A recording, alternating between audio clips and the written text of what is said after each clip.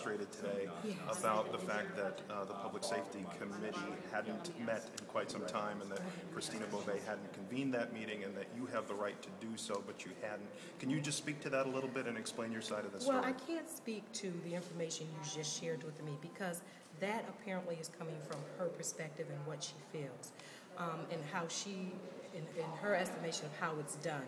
Committees are called by the committee chairs. I highly recommend that she sit down and discuss her particular issue with the chair of the Public Safety Committee to get an understanding. Unfortunately, at this point in time, I serve as the chair of the Erie County Ledge. Well, quite frankly, I also serve as the chair of Finance and Management. I also serve as the chair of Government Affairs. And the reason for that is that there are colleagues like Betty Jean Grant who have refused to serve in those capacities.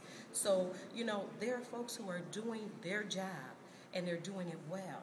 An individual such as Legislator Grant, my response would be, listen, would you chair a committee? And if you're not willing to chair the committee, would you work with those who are chairing the committee? Don't complain and wreak havoc. Sit down, talk, compromise, and let's see what's going on. So the committees are called by the chair. Am I, as the chair of Erie County Ledge, going to start reaching down and start calling everybody's committees and actually running them? No, I am not, because that's not what I was elected to do. I was elected to serve as the chair of the Erie County Ledge. So I think that her question should not be directed to you or to anyone else. It should be directed to Legislator Beauvais, who I am sure can articulate and explain to her why she has not called a meeting and when she will be calling a meeting and what items will basically be on that agenda. Do you think it might be a flaw in the charter that in a case like this, and obviously if you weren't the chair, you would be you might find yourself in a similar situation, the fact that individual legislators can't force a committee chair to hold a meeting if one hasn't been held in a while? Do you think that's a defect in the law, that's something that might be changed? I don't think it's a defect in the law. You know what? I think that in government, the word of the day is compromise. And it's not my way or your way. It's a compromising way. And so you will always have somebody who, if they can't have what they want when they want, they're going to be unhappy about it. So you have to have rules. You got to have policies. You got to have something in place to say, this is how we're going to do it.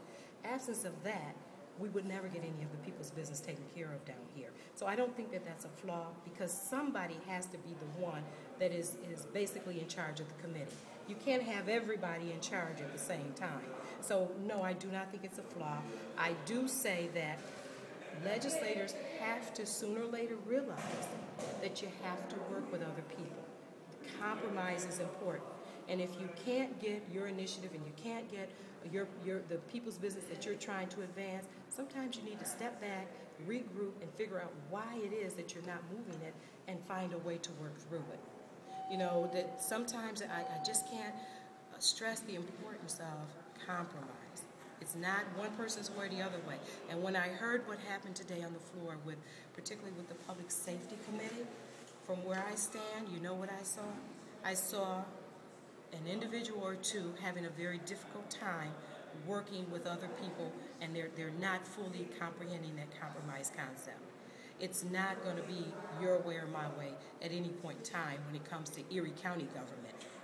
And to that point, if we're talking about compromise, if those legislators have been going to Legislator Beauvais, and I don't know if they have or haven't, and she refuses to hold the meeting, where's the compromise that needs to come in from Legislator Beauvais? She also needs, it applies to everyone. Okay. It certainly applies to everyone. And I'll say this to you, and I share with this from my years of over 29 years in law enforcement. You know what?